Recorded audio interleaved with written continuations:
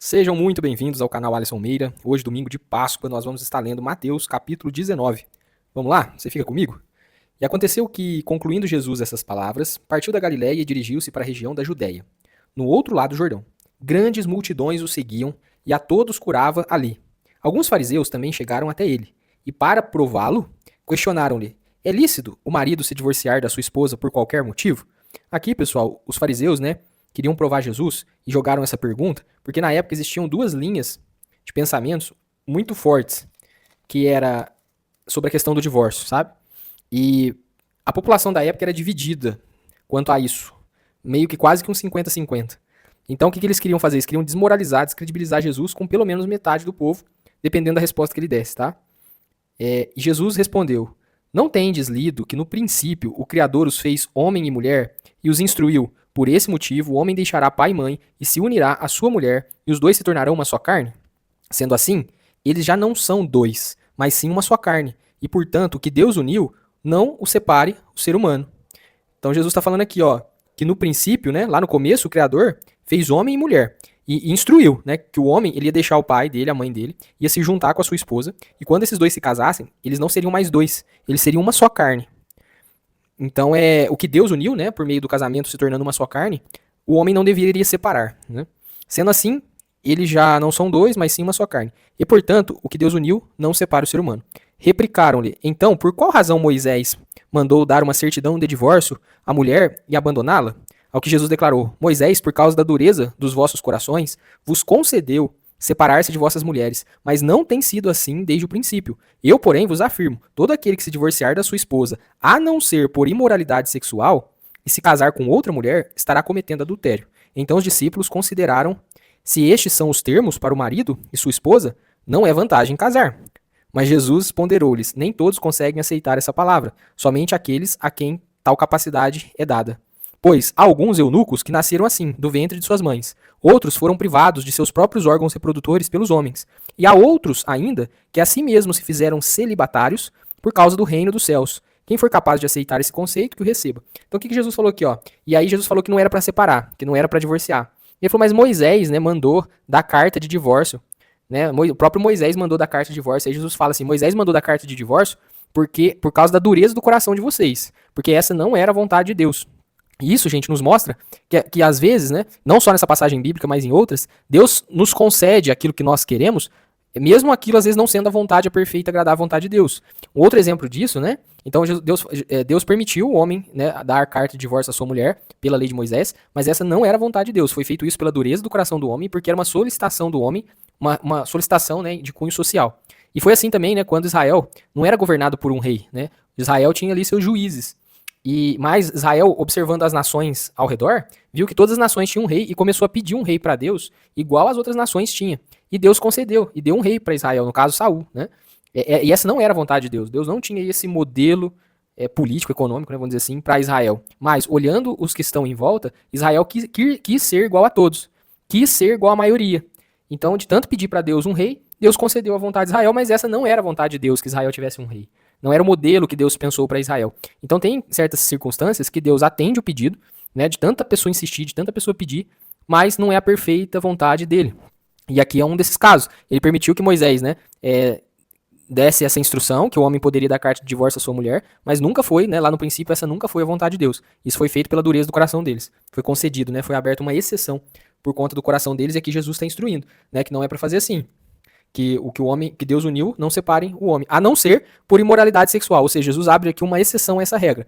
Então ele fala assim: não é para divorciar, a não ser no caso de imoralidade sexual, a não ser no caso de, por exemplo, que um dos cônjuges traia o outro, sexualmente, adultério, e aí você tem ali uma exceção à regra, onde você pode sim divorciar caso você não venha a perdoar essa pessoa, porque você também tem essa opção, ao invés de divorciar, de perdoar e dar mais uma chance, que aí é um outro tema que a gente não é o caso abordar aqui agora. E aí Jesus fala para eles de 3 classes de eunucos. O que é eunucos, pessoal? Eunucos são aquelas pessoas que eram castradas. Então, quais eram as 3 classes? Aqueles que já nasciam assim, então eles nasciam, às vezes, sem libido, sem aquele desejo sexual, ou às vezes também sem os órgãos reprodutores. Eles nasciam assim já, então eles não tinham desejos, eles não tinham essa necessidade, tinham os eunucos feitos pelos homens, ou seja, outros homens castravam seus servos para que esses servos, né, castrados pudessem servir nos haréns, pudessem servir ali perto da realeza, na monarquia, porque era uma forma, né, de você proteger ali a família real, porque você sabe que o cara que está cuidando ali das mulheres, né, da princesa e tudo mais, é uma pessoa castrada que não tem condições de fazer nada. Então, muitos servos, né, que eram trazidos para servir no harém, para servir ali naquela intimidade da família real, eles eram castrados. Então, tinha aqueles que nasciam eunucos, tinha os que eram feitos eunucos, e tinha ainda um terceiro grupo de eunucos que os judeus aqui não conheciam, eles desconheciam, que é aquela pessoa que é normal, ou seja, tem os órgãos reprodutores, ela sente desejo sexual, ela é normal. Só que ela decide, por livre e espontânea vontade, ou livre-arbítrio, né, ela decide se privar da relação, dos prazeres da relação sexual, né, e consequentemente, ela não se casa, que são os celibatários, né, ele decide não se casar, privar a si mesmo do prazer, né, sexual em prol de algo. Né? No caso, a gente teve o exemplo de Jesus, que não se casou, né, ele ficou 100% focado ali na missão. O apóstolo Paulo também, outro celibatário que não casou. Né? E, se eu não me engano, tá, eu não conheço como que funciona a Igreja Católica. Né? Se eu estiver falando alguma bobagem, peço desculpas, mas o padre também, se eu não me engano, eles decidiram, né, os padres eles decidiram seguir o celibato. Né? Eles decidiram não se casar para poder dedicar a vida em prol das coisas, né, da igreja, em prol das coisas de Deus. Apesar disso não ser uma proibição, né? Deus, Jesus, o apóstolo Paulo, eles nunca falaram que um líder religioso deveria se privar, né, de casar-se, de ter uma relação, né? Pelo contrário, né? Você vê eles incentivando isso, mas eles falam que tem pessoas, né, aqueles que têm essa capacidade, aqueles que conseguem, que têm essa capacidade de dedicar a vida exclusivamente na missão a qual ele acredita. Então, essa terceira classe de eunucos, né? Que ele explica aqui. Então trouxeram-lhe algumas crianças para que lhes impusesse as mãos e orasse por elas. Os discípulos, contudo, os repreendiam. Mas Jesus lhes ordenou: deixar vir a minhas crianças, não as impeçais, pois o reino dos céus pertence aos que se tornam semelhantes a essas crianças. E depois de ter lhes imposto as mãos, partiu dali. Então era comum, né, os pais que reconheciam em uma pessoa a figura de um mestre, levar seus filhos ali para que o rabino, né, o mestre, impusesse as mãos sobre essas crianças, né? E aí a multidão começou a levar essas crianças, e os discípulos não começaram a repreendê-los, mas Jesus falou: não, deixa eles vir, porque o reino dos céus, né, o reino de Deus, o reino do meu Pai, ele é para pessoas que se tornarem semelhantes, né, iguais a essas crianças, ou seja, que não tem, né, orgulho, soberba, vaidade, né, etc, igual uma criança não tem. Eis que alguém chegou perto de Jesus e consultou: mestre, que poderei fazer de bom para eu ganhar a vida eterna? Questionou Jesus: por que me perguntas a respeito do que é bom? Há somente um que é bom. Se queres entrar na vida eterna, obedeça os mandamentos. Ao que ele perguntou: quais? E Jesus lhe respondeu: não matarás, não adulterarás, não furtarás, não darás falso testemunho, honra teu pai e a tua mãe, e amarás o teu próximo como a ti mesmo. Replicou-lhe o jovem: a tudo isso tenho obedecido. O que ainda me falta? Jesus disse a ele: se queres ser perfeito, vai, vende os teus bens, dá o dinheiro aos pobres e terás um tesouro no céu. Depois vem e segue-me.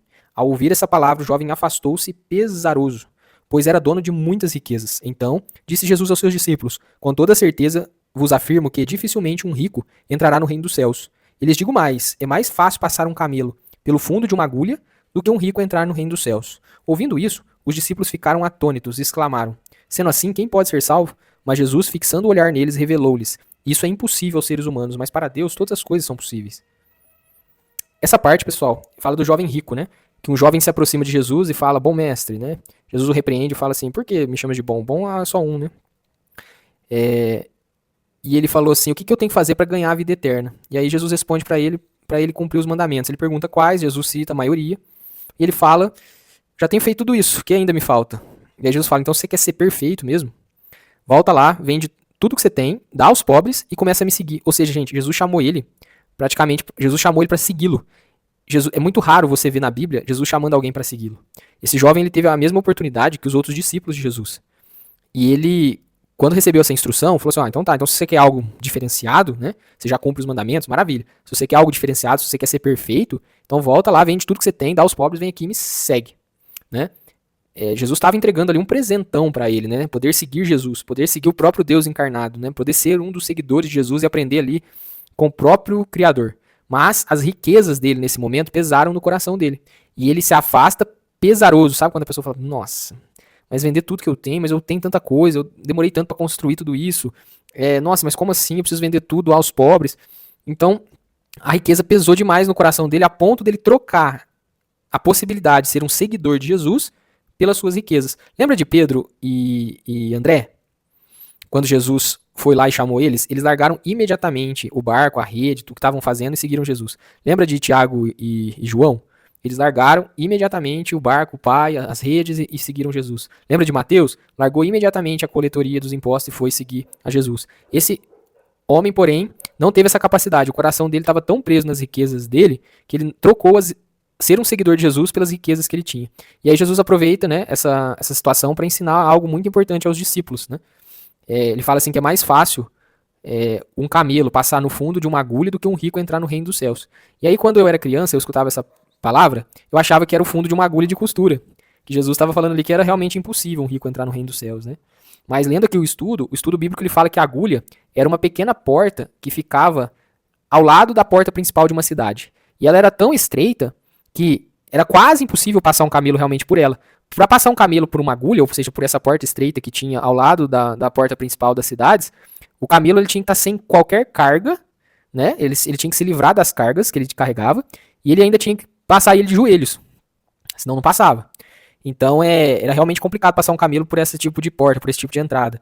E perceba que para passar, precisava de duas coisas: joelhos dobrados, no sinal de rendição, e sem carga, sem deixar tudo o que o camelo carrega para trás. E aí Pedro fala, nossa, Jesus, mas então é impossível. Então quem que vai entrar no reino dos céus? E aí Jesus responde, Pedro, para o homem é realmente impossível ele entrar no reino dos céus, mas para Deus todas as coisas é possível. Então para nós seres humanos, pessoal, era impossível nós entrarmos no reino dos céus. Mas Jesus tornou isso possível quando ele morreu em nosso lugar, nos perdoou dos pecados, nos justificou e nos deu esse acesso ao reino, né, a salvação. Por meio dele, né, isso é possível, e não por nossa capacidade. E aqui o problema é esse jovem ser rico? De jeito nenhum. Né? Mas Alisson, Jesus acabou de falar que é quase impossível um rico entrar no reino de Deus. Mas Alisson, você acabou de falar que Jesus falou que é quase impossível. Então Jesus disse isso, com toda a certeza vos afirmo que dificilmente um rico entrará no reino dos céus. Então o próprio Jesus fala que dificilmente um rico entrará no reino dos céus, é porque é verdade. Mas não é verdade porque a pessoa é rica. É verdade porque todo rico, ou a maioria deles, bota a sua confiança e o seu coração nas riquezas ao invés de se entregar a Deus, que é o que esse jovem rico fez. Ele confiava nas riquezas dele, a ponto de trocar ser seguidor de Jesus pelas suas riquezas. Né? Então ele foi procurar Jesus para saber como conseguir a vida eterna. Jesus já falou, cumpra os mandamentos. Ele falou, já cumpro. Ou seja, já estava dentro. Aí ele falou assim, agora, se você quiser ser perfeito... Aí ele falou, não, já cumpro, o que mais eu tenho que fazer? Se você quer ser perfeito, então vende tudo e me segue, seja o meu seguidor. E aí, como ele tinha que vender tudo para ser um seguidor de Cristo, aí Jesus pegou ele na curva, né? Pegou exatamente ali onde o coração dele tinha um problema grave, né? O coração dele estava nas riquezas dele, a ponto de trocar Jesus pelas riquezas, né? E aí a maioria dos ricos fazem isso. Não quer dizer que o problema seja a riqueza em si. E não está falando que nenhum rico vai entrar no reino dos céus. É que a maioria dos ricos acaba colocando sua confiança em suas próprias riquezas, né? Se você tiver a capacidade, né, de ser rico, mas não deixar que a riqueza se torne o seu senhor, né? Se você tiver a capacidade de manter o seu coração em Cristo, que o próprio Jesus fala assim que é muito difícil. Então, às vezes, é melhor você não ter riquezas, né, e ir para o céu do que ter riquezas e perder a salvação. Não tem problema nenhum a riqueza em si. O problema é o que você coloca o teu coração nela, né? E é aquilo que Jesus fala, né? Aquele que é fiel no pouco é fiel no muito. O que é infiel no pouco vai ser infiel no muito. Então, se tendo o que você já tem, você já é infiel, imagina tendo muito. Você continuará sendo infiel. Então, essa coisa que todo mundo fala aí, se eu tivesse, eu seria diferente, segundo Jesus, a lógica de Jesus, não confere. Segundo a lógica de Jesus, quem é fiel no pouco é fiel no muito, e quem é infiel no pouco é infiel no muito também. Por isso que é importante nós sermos fiéis no pouco, para que Jesus, para que Deus tenha condições de nos colocar no muito, porque Ele sabe que se Ele nos colocar no muito, como a gente é fiel no pouco, nós seremos fiéis no muito também, não deixaremos nosso coração, né, se inclinar para as riquezas, né, nunca trocaremos Jesus por nossas riquezas. Então perceba isso, tá, pessoal? Que Jesus não é contra riquezas. Abraão ficou extremamente rico, Jó era extremamente rico, José de Arimateia era extremamente rico, José do Egito virou governador do Egito, Daniel ficou muito bem na Babilônia, Jacó era riquíssimo, Davi era rico, Salomão era rico. Deus não tem problema com a riqueza, pelo contrário, seus filhos, a riqueza dessa terra é para ser dos filhos.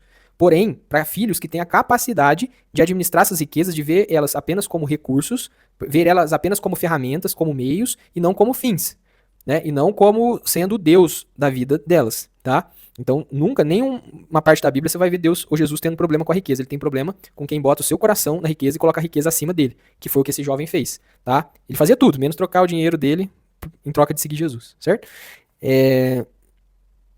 Então Pedro manifestou-se dizendo, né, veja, nós deixamos tudo e te seguimos, o que será, pois, de nós? Jesus lhe respondeu, com toda certeza vos afirmo que vós, os que me seguiste, quando ocorrer a regeneração de todas as coisas, e o Filho do Homem se assentar no trono da sua glória, também vos assentarei em 12 tronos para julgar as 12 tribos de Israel.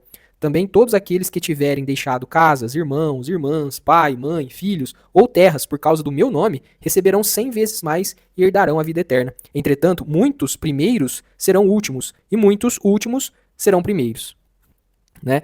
E aqui Jesus fala, né? Ele termina o capítulo 19 falando, né? Essa questão que em muitos casos, né, os primeiros vão ser os últimos e os últimos serão os primeiros. O que significa isso? Isso aqui a gente vai ver até mais para frente numa outra parábola, que Jesus veio para os judeus, né? Os judeus não o aceitaram, não reconheceram que ele era o Messias. E aí a promessa, né, se estendeu para os gentios, né? E hoje o Ocidente inteiro acredita, né, no Messias, que Jesus foi o Messias. Então, os primeiros acabaram ficando por último. Porque existe uma promessa que lá no final, né, os judeus eles vão acabar reconhecendo o Messias. Então aqueles que eram os primeiros, né, vão acabar ficando por último. E aqueles que eram os últimos, ou seja, não eram a prioridade, vão acabar entrando no céu primeiro. Né? Jesus fala sobre as prostitutas, né, que elas vão tomar assento primeiro que os fariseus, porque elas estão aceitando a palavra, né, elas estão se arrependendo, aceitando, reconhecendo o erro. E os legalistas, né, vão acabar ficando para trás, enquanto os pecadores estão entendendo o que estava acontecendo diante deles, né, estão se arrependendo e aceitando a Jesus. Então é isso, pessoal. Esse foi o capítulo de hoje. Nós falamos sobre divórcio. Nós falamos sobre o reino do céu ser para pessoas que são semelhantes a crianças. Nós falamos como dificilmente os ricos serão salvos. Nós falamos da recompensa, né, para aqueles que deixar tudo e seguir a Jesus. E esse foi o capítulo 19. Esse foi o capítulo 19.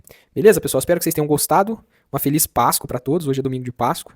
A data mais importante no calendário do cristão é a Páscoa. Nós sabemos que a Páscoa não é coelho, não é ovo. Apesar de participarmos, recebermos ovos, darmos ovos de presente, né, comemorarmos, nós entendemos o real significado, o sentido da Páscoa, onde Jesus, né, entregou sua própria vida para morrer por nós numa cruz, tomar o nosso lugar, né, e justificar nossos pecados, ressuscitar e cumprir, né, todo o plano do Pai. Então é isso. Um grande abraço e até o nosso próximo capítulo, que é o capítulo 20, a parábola dos pagamentos. Tchau, tchau.